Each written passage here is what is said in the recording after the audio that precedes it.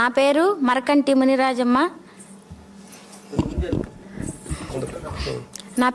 మరకంటి మునిరాజమ్మ. శ్రీకాళహస్తి నుంచి వచ్చాను.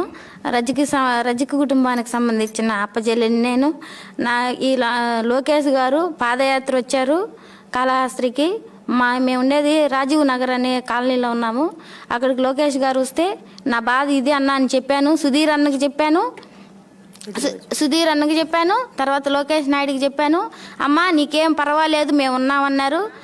మీడియా సోదరులు వచ్చి అమ్మ నీకేం జరిగింది అన్యాయము, ఏందమ్మా వాళ్ళకి చెప్తా ఉన్నావు కదా, మాకు జనంలో వినపడలేదని అడిగారు. నేను జరిగింది చెప్పాను. ఇలాగా మేము మా అమ్మోళ్ళు పసుపు కింద కొనిచ్చారు, దాంట్లో ఇల్లు కట్టుకున్నాను, నాకు మీటర్ ఇవ్వండి అంటే 30,000 కావాలని ఈఆర్ఓ సార్ అడిగాడు.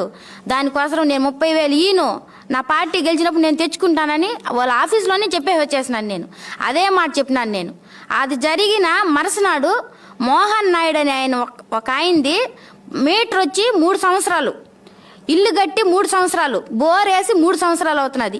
ఇప్పుడు ఆ పార్టీ వాళ్ళు వచ్చి దాన్ని జేసీబీ దొడుకొని వచ్చి కొట్టేస్తా, ఈ మీటర్ని రాళ్ళతో పగలు కొడతా అంటే నేను తొందరగా వెళ్ళి అన్న అన్ని పత్రాలు కరెక్ట్గా లేకపోతే మీటర్ ఇవ్వరు కదా, మీరు వాళ్ళందరినీ ఎందుకు ఆడవాళ్ళు తిట్టడం ఎంత పాపమా, ఎంత బూతులు మాట్లాడారు అన్నని వదిన్ని.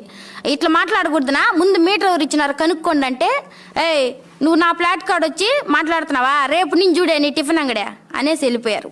మరుసనాడు శనివారం ఇది జరిగింది. మరుసనాడు ఆదివారం 5 మంది మహిళలు వచ్చారు టిఫిన్ కావాలని. అక్క లేదు, చట్నీ లేదక్క, కారం లేదు, ఉత్త అల్లం పచ్చడి కొద్దిగా సాంబార్ మిగిలిందంటే పర్వాలేదు వెయ్యి అన్నారు. వాళ్ళ చేతిలో నిసి పట్టుకొని వచ్చి దాంట్లో వేసేసి నన్నేంటి బల్లీలు వేసానంట, ఇసుక పోసానంట, బొద్దింకులు వేసానంట అని 16 లీటర్లు నూనె డబ్బా పగలగొట్టారు. నా సామాన్ ఏవి పనికిరావు, పప్పులు ఉప్పులు మొత్తం ధ్వంసం చేశారు. మా ఆయన్ని కొట్టారు. నా మీద సిలిండర్ వేశారు, సిలిండర్ ఎత్తుకెళ్ళిపోయారు, పొయ్యి ఎత్తుకెళ్ళిపోయారు. మా సామాన్లు ఇంచేసినవి మిగిలినవి ఎత్తుకెళ్ళిపోయారు. నన్ను తీసుకుపోయి పక్కింట్లో మా వదిన బీగం వేసింది, మోహన్ నాయుడు భార్య అనే బీగం వేసింది. మా ఆయన ఎవరు దెబ్బలు కొట్టుకుని పారిపోయాడు. మా ఆయన అక్కడి నుంచి ఇంకేం చేసేస్తారు అని. ఓళ్లే నన్ను 10 సార్లు అన్నారు, సాకల్ లంచా, గుడ్డలు ఉతుక్కోయే, నీకెందుకే టిఫిన్ అంగడి, సాకల్ లంచా అని 10 సార్లు అన్నారు. మేమేమన్నా వెంటనే నేను మా ఫ్రెండ్ ఫోన్ ఎత్తుకొని 100కి ఫోన్ చేశాను. 100కి ఫోన్ చేస్తే ఏదో 102 ఏదో నాకు తెలవదు, అది ఆ 2 టౌన్కి కనెక్ట్ చేశారు. ఏమమ్మా అన్నారు, ఇదో సార్ ఈ మాదిరిగా టిఫిన్కి వచ్చి నా టిఫిన్ అంగడి మీద దాడి చేస్తున్నారు సార్, మా ఆయన కొట్టారు, నాకు భయం వేస్తుందని ఏడిస్తే, అమ్మ వాళ్ళని ఐడెంటిఫై చేయగలవా, వాళ్ళు ఫోటోలు తీసావా, ఎవరైనా వీడియో తీశారంటే ఏం చేయలేదు సార్, ఏ చేతిలో ఉంటుంది పెరుక్కునేసారంటే, ఇప్పుడు మనం వాళ్ళు ఏం చేయలేం కదమ్మా, ఈసారి వచ్చినప్పుడు ఐడెంటిఫై చేయ వాళ్ళని, మనం ఎక్కడున్న వాళ్ళు పట్టుకుంటామన్నారు. మళ్ళీ 10 నిమిషాల తర్వాత సిఎస్ఆర్ ఫోన్ చేసి, అమ్మా ఇక్కడ వచ్చినారు వాళ్ళు, నీ మీదనే రివర్స్ కేసు పెట్టారు, వాంతులు చేసుకుంటున్నారు, ఇలాగ నీ మీదనే కంప్లైంట్ ఇస్తే మీరు ఆడ ధ్వంసం చేసి ఇక్కడికి వచ్చినారా, అయినా ఈ పోలీస్ స్టేషన్ కాదు తొట్టంబేడికి పోండి అని వాళ్ళు పంపించేశారంట. అదైంది. తర్వాత వచ్చి మొన్న అనే వ్యక్తి, ఆ పార్టీ వ్యక్తి, మొన్న అనే వ్యక్తి మా తమ్ముడు అని పిలుస్తాను ఒక అబ్బాయిని, ఆ అబ్బాయి ఫోన్లో నుంచి ఫోన్ చేసి, నువ్వు ఈఆర్ఓ మీద ఒక ఎలిగేషన్ తెచ్చిపెట్టావు, ఇప్పుడు నీకు కోర్టుకి వేస్తున్నారు, పరువు నష్ట దావా వేస్తారు, నీ సమాధానం ఏమిటి అని అడిగాడు. ఒక అధికారం మీద కాడికి పోయేటప్పుడు కెమెరాలు ఎత్తుకొని పోవాలని, ఫోన్లో రికార్డులు చేయాలని, మేము ఎడ్యుకేషన్ పర్సన్ కాదు, ఏలుముద్ర దాన్ని, నాకు అంత ఐడియా రాదు, అంత ఐడియా రాలేదు నాకు, కోర్టులో ఏం చెప్తావు అన్నాడు. ఇది జరిగిందే చెప్తాను, కోర్టు సాక్ష్యం లేదని నమ్మదు అన్నాడు. నమ్మకపోతే వాళ్ళ కర్మ, నేను చెప్పాల్సింది చెప్తాను అన్నాను. అట్ట కాదు, నువ్వు చెప్పాల్సింది కూడా చెప్పాలి అన్నాడు. తర్వాత మళ్ళీ ఫోన్ చేసినప్పుడు, చూడనా ఇలాగ అంగడికి వచ్చి దినం చేసినారంటే, ఈరోజు నీకు ఉత్త అంగడే పగిలింది, రేపు పొద్దున్న నీకు గుడ్డలు ఇప్పు తీస్తారు, కొడతారు అన్నప్పుడు నేను చెప్పాను, గుడ్డలు రాజీవ్ నగర్లో ఇప్పితే ఎవ్వరు చూడరు, నేను కాళాసులో పెద్ద గుడి కాడికి వస్తాను, ఎవరో ఇప్పే మగవాళ్ళు రండి, ఇప్పండి, నేను నిలబడుకుంటా, కొట్టేవాళ్ళు ఎవరో కొట్టండి, ఇప్పేవాళ్ళు ఇప్పండి అని చెప్పినాను. నేను రకరకాల ఫోన్లో నుంచి చేసినారు, వస్తావా రావా, ఏమో సింపుల్, అయ్యగారు కాళ్ళు పట్టుకో, దండం పెట్టు, ఏముంది కాలు చెప్పు, కాలుకి ముద్దు పెట్టు, నేను నీ చెప్పు నాకేనని చెప్పి నేను చెప్పాను, నా ప్రాణమైనా వదిలేస్తాను, ఏమే నాది పుట్టుకు నుంచి నాది ఒకటే మాట, ఒకటే పాట, నేను చెప్పను, ఎవడేం చేసుకుంటాడో చేసుకోండి, ఊరు వదిలి వెళ్ళమన్నారు, నేను వెళ్ళను, ఎందుకు పోతా, నేనేం తప్పు చేశాను, నేను పోనంటే పోను, మీరేం చేసుకుంటారు చేసుకోండి అన్న. మా ఆయనకి ఫోన్ చేశారు, మా ఆయన పోయినాడు, నీకు తెలవకుండా నీ పెళ్ళాం ఇదంతా మాట్లాడిందిరా, ఎరుపుకు నా కొడక నాటకాలు దెంగుతున్నావురా నువ్వు, నీ పెళ్ళాన్ని ఉన్న రోడ్డు మీద వదిలేసావరా అని మా ఆయన అన్నారని మా ఆయన వచ్చి నన్ను అరిచాడు. నీకు అవసరమా, నీకు రోడ్లో టిఫిన్ అంగడి పెట్టించి నేను తప్పు చేశాను అని, నీకు భయపడే పనితులు వెళ్ళిపోపావా, నేను ఇక్కడే ఉంటాను, నన్ను ఎవరేం చేస్తారో చేయండి అన్నాను. తర్వాత సాయంత్రం 8 గంటలకు మళ్ళీ పోలీసు వాళ్ళు వచ్చారు. అమ్మ ఇప్పుడు తీసుకెళ్ళము, తెల్లారితో షార్ప్గా 9:30కి అంతా వచ్చి తొట్టంబేడు పోలీస్ స్టేషన్కి అన్నారు. అందులోకే వాళ్ళు అట్ట వెళ్ళారు పోలీసు వాళ్ళు. మా టీడీపీ కార్యకర్తలు మొత్తం ఒక 20 మంది దాకా వచ్చారు నా దగ్గరికి. వచ్చి ఎట్ట జరిగింది, ఏం జరిగిందమ్మా అని. మీ రజకులకి అందరికీ మెసేజ్ పెట్టండి, మీ గ్రూపులు ఉంటాయి కదా అని. అన్న చాలా మందికి చేసామన్నా ఎవరు రెస్పాన్స్ అవ్వలేదు, ఫోన్ కూడా లిఫ్ట్ చేయట్లేదని అంటే, సరే నీకేం భయం లేదన్న. తెల్లారితో చక్రాల ఉషా అనే ఆవిడ నాకు 6:30, 7కి ఫోన్ చేసి, అమ్మ నువ్వు ఎట్టయినా పార్టీ ఆఫీస్కి వచ్చేయగలవా అని అనింది. అక్క నాకు భయము, నేను రాలేనక్క. ఎట్లక్క అంటే, మనం అట్లా పోతే ఒకవేళ మన మీద ఎవరైనా అటాక్ చేస్తారేమో, నువ్వు ఎట్టయినా ఆఫీస్కి వచ్చేది చూడు అనింది. ఎవరు తొడకడానికి భయపడ్డారు. మా తమ్ముడు మాత్రం మేము శాఖలో ఏటలు నరుకుతాం కదా, ఆ కత్తెత్తి ముందర పెట్టుకొని నన్ను బైక్లో కూర్చోబెట్టుకొని వచ్చి ఆఫీస్లో వదిలేశాడు మా తమ్ముడు. అక్కడి నుంచి నన్ను తీసుకుపోయి సుధీర్ అన్నలు వాళ్ళ ఇంట్లో వదిలారు, ఊరందూరులో వదిలారు. అమ్మ సుధీర్ అన్న నాకు అమ్మ చీరలు ఇచ్చింది, 20,000 డబ్బులు ఇచ్చింది, నీకు నీ పిల్లలకు ఖర్చు పెట్టుకొని మా పిల్లల్ని ఏరే సాటుకు పంపించాను. తర్వాత వచ్చి అమ్మ నన్ను ఎవరి దగ్గర ఎక్కడ ఉండొద్దు, బయటపడొద్దమ్మా, నువ్వు మా బిడ్డవి, నీకేమీ జరగదు, బాబు గారు నీకు అభయం ఇస్తారు అని చెప్పనింది. మరుసనాడు నన్ను తెల్లారి గుందికే తీసుకోపోయి లోకేష్ బాబు దగ్గర చెప్పారు. లోకేష్ గారు నాకు ఫుల్ భరోసా ఇచ్చాడు, మన పార్టీ ఉందమ్మా, నిన్నేమి చేయలేరు వాళ్ళు, నీకు ఆర్థిక ఇబ్బంది వచ్చినా మేమే ఉన్నాం, నీకు సంవత్సరం వరకు మన పార్టీ గెలిచే వరకు నీ బతుకు జీవనం నాది, ప్రతి బీపీ గింజైనా నాదే నీకు వస్తుంది, నువ్వు భయపడద్దు అని చెప్పారు. పోలీసు వాళ్ళు వచ్చి తిరుపతిలంతా ఎంక్వైరీ చేశారు, చిత్తానూరులంతా ఎంక్వైరీ చేశారు, మా చుట్టాలు ఎక్కడెక్కడ ఉన్నారో ఎంక్వైరీ చేశారు. మేము ఎవరు నెట్వర్క్ పరిధిలో లేము, మాకు సుధీర్ అన్న అండర్లోనే మేము ఉన్నాం, బృందమ్మ సుధీర్ అన్న. మాకు వాళ్ళ కాడికి వెళ్ళిపోయినాం మేము. మా పార్టీ ఆఫీస్లో వాళ్ళందరూ వాళ్ళ కాడ చెప్పేసినారు, వాళ్ళ అండర్లో ఉన్నాను. తర్వాత వచ్చి బాబు గారి కాడికి వచ్చి చెప్పుకోవాలని మా రజకి సోదరులందరికీ పిలుపునిచ్చాను. నాకు జరిగిన అన్యాయానికి మీరందరూ స్పందించండి అన్న, నేను మీ బిడ్డను కదా అని, మేము ఉన్నాము, నీకేం భయం లేదని రాష్ట్ర నలుమూల నుంచి అందరూ వచ్చారు. మా కళాశాల రజక సోదరులకి నా మీద కోపం వచ్చింది, నా మీద నాకు సపోర్ట్ రాలేదు, ఫోన్ చేస్తే తీలేదని ఆవేశంలో నేను తిట్టాను. ఎందుకు, మీరు మా అన్నలు కదా, మా బాబాయిలు ఉంటారు, చిన్నాళ్ళు ఉంటారు, మామయ్యలు ఉంటారు, నేను అనే హక్కు లేదా, ఎందుకు కోపం వచ్చిందో నాకు తెలియదు. క్షమాపణ చెప్పమన్నారు. మా వాళ్ళకి నేను క్షమాపణ చెప్పడానికి నాకెందుకు ఈగో ప్రాబ్లం, మా వాళ్ళకి నేను చెప్పుకుంటాను, నాకెందుకు, నాకు పుట్టింటికి అత్తింటికి సారీ చెప్పేదానికి ఎవరైనా ఫీల్ అవుతారా? అట్లే నేను చెప్పాను మా రజక సోదరులు అందరికీ క్షమాపణలు చెప్తున్నాను, మరీ చెప్తున్నాను. మీ మీద దేశంతో నేను చెప్పలేదు, నా పుట్టింటి మీద ఎట్ట కోపపడ్డానో అట్టే కోపపడ్డాను.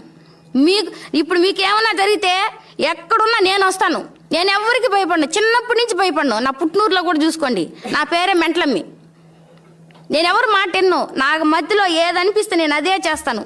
కానీ నేను ఎవరు ఏలెత్తి చూపించే పని ఎప్పుడు చేయలేదు, నేను ఏది చేసినా కరెక్టే అని అనిపించుకుంటున్నాను నేను.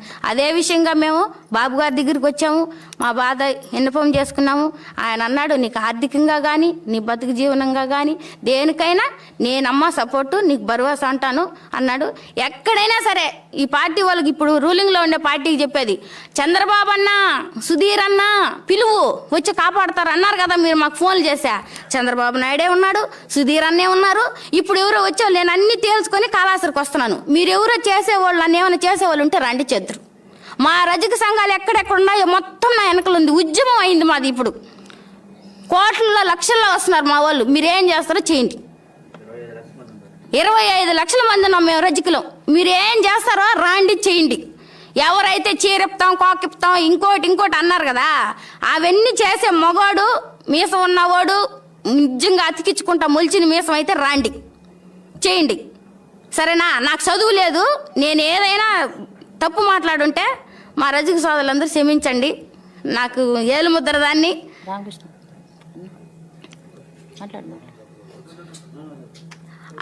మాకు ఆర్థికంగా కూడా ఏ ఇబ్బంది వచ్చినా మేము చూసుకుంటామని చెప్పాడు బాబు గారు. మాకు ఆ భరోసా చాలు, ఆయనే మాకు కొండంత అండ, ఆయన మాటే మాకు 1,00,000తో సమానం.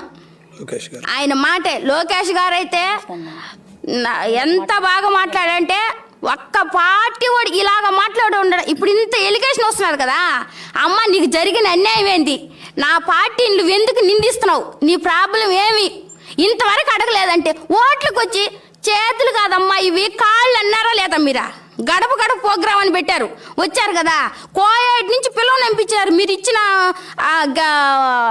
సెంటు భూమికి. మేము ఆ సెంటు భూమి కూడా వద్దని ఇచ్చేసాం మీకే, మాకొద్దు ఆ సెంటు భూమి కూడా మాకు వద్దని చెప్పి ఇచ్చేసాం మేము. ఇంతవరకు నువ్వు స్పందించలేదు. అదే మా పార్టీ వాళ్ళు అయితే ఎందుకు ఇటు చేసినారని 100 మంది కార్యకర్తలు పంపించుంటారు. ఆమె తొడకొచ్చేదో లేదో వీళ్ళే పోయేదో చేసుంటారు. మీరు ఎందుకు రాలేదు? మీరు తెలివినట్టుగా ఉండి అందరు ఊసి కలిపి పంపిస్తున్నారు. ఎందుకు చేస్తున్నారు ఆ విధంగా? మీరు మేమందరం ఓట్లు వేస్తేనే కదా మీరు ఎమ్మెల్యే అయినారు, మీరేం ప్రత్యేకంగా అవ్వలేదు కదా. నేను కూడా చాకలి దాన్ని అయినానంటే 10 ఇళ్ళు గుడ్డలు నాకేసి ఉతికితే నన్ను మడాలమ్మా అంటారు. ఆ పని చేయకుండా నేనే ఊర్లో అనుకో, నేను గడే రెడ్డమ్మో నాయుడమ్మో ఏదో ఒకటి అవుతాను నేను. మీరు ఎందుకు రాలేదు? మీ ఆఫీస్లో వాళ్ళు మా దగ్గర 10,000 తీసుకున్నారు, నీ దగ్గర సంతకం పెట్టుకొస్తామని 3 నెలలు పెట్టుకొని ఎమ్మెల్యే సంతకం కూడా చల్లదంట, ఈఆర్ఓ సంతకమే కావాలంటుంది. వీఆర్ఓ దగ్గరికి పోతే చెప్తాడు, అమ్మ నేను ఎమ్మెల్యేకి సాయంత్రం అయితే నేను పంపించాలి, ఆ ఇంగ్లీష్ చెప్తారు మాకు చేతరాదు, సాయంత్రం అయితే మేము ఎంత వసూలు చేసాము అని పంపించాలి, నాకు ఒక్కడికి వెళ్ళి వీట్లేదని. ఆఫీస్లో మాట్లాడేది లేదు, పక్క రూమ్కి తీసుకొనిపోయేది, కాళ్ళు పడుచుకునేది, చేతులు పడుచుకునేది, వాళ్ళ చేతులు ఏముంటే అది పెరుక్కునేది. ఇది ఎక్కడ న్యాయము? ఎన్ని గుడ్లు వదిలితే మాకు 30,000 వస్తుందా? ఎన్ని గుడ్లు అన్నారు కదా మీ పార్టీ వాళ్ళు ఫోన్ చేసా, సాకల దానికి నీకెందుకనే, సాకల దాన్ని చూడు ఎక్కడికి వచ్చిండాను, 10 గడ్డి పూసలు కలిస్తే గొంతైనా కోస్తాయంట. ఇది గడ్డి పూస కాదు, గన్ను, AK-47 గుర్తుపెట్టుకో, గన్ను. ఎక్కడున్నా నువ్వు మేలుకో. ఇప్పటికైనా కూడా ఇప్పుడు ఏం చేస్తున్నావు కాలాసులు తెలుసుకో. మా మా మా వాళ్ళ దగ్గరనే నన్ను ఇరికించాలండి, మా వాళ్ళని మా రజక సోదరులు అందరి నుంచి రెచ్చగొట్టినావు నువ్వు కాలాస్తరులో. ఏమే నా పుట్టింటికి నేను సారీ చెప్పేదానికి ఇబ్బంది పడను. నా వాళ్ళు నన్ను కొట్టొచ్చు, తిట్టొచ్చు, నేను వాళ్ళకి సారీ చెప్పొచ్చు. నువ్వు మా వాళ్ళకి జుట్లు ముడియాలని చూడాల్సిన అవసరమే లేదు. ఏమి నీకు అంత బాధ? ఎన్ని రోజులు చేద్దాం అనుకున్నావు ఈ మాదిరిగా? ఆఫ్టర్ ఆల్ సాకులు దాన్ని అది లాయర్ లాగా మాట్లాడుతున్నది. దాన్ని ఎక్క అన్నాడు అక్కడ ఫోన్ మాట్లాడుతుంటే. లాయర్లు అయితే లోక జ్ఞానం ఉంటే చాలు, చదువుకొని లాయర్లు అయితేనే మాట్లాడాలా, జడ్జిలు అయితేనే మాట్లాడాలా? లోక జ్ఞానం నాకేళ్ళు ముద్ర దాన్ని 5 భాషలు మాట్లాడతా. నువ్వు ఎమ్మెల్యే ఎన్ని భాషలు మాట్లాడతావా? 5 భాషలు మాట్లాడతా, మలయాళం, హిందీ, తమిళ్, అరబీ, 5 భాషలు మాట్లాడతా. నువ్వేం మాట్లాడతావా చెప్పు, ఏం మాట్లాడతావు నువ్వా? ఏం చదువుకోవాలా నేను? ఏళ్ళు ముద్రే 5 భాషలు మాట్లాడతా. నువ్వు ఏ భాషలో కొట్లాడుకొస్తావు? కొట్లాడతా నేను. నీకు పదవి ఉండదు, నాకు లేదనా? నీకు పదవి ఉన్నా ఒకటి, నాకు లేకపోయినా ఒకటి. నేను బతికేది ఒక్కరోజైనా నీతిగా నిజాయితీగా బతుకుతాను నేను. నా పుట్టినూరు అక్కుర్తి కనుక్కో. మా రక్తంలో కోసినా కూడా లేం పార్టీ అని మా వాళ్ళకే చెప్పి మా వాళ్ళ దగ్గర రచ్చబెట్టాలని చూసినావంటే ఏమి రాజకీయం అయ్యా నీదే? పనికిమాల రాజకీయమా? సామె నీకు ధనం సామె ఇట్లాంటి రాజకీయం మాని.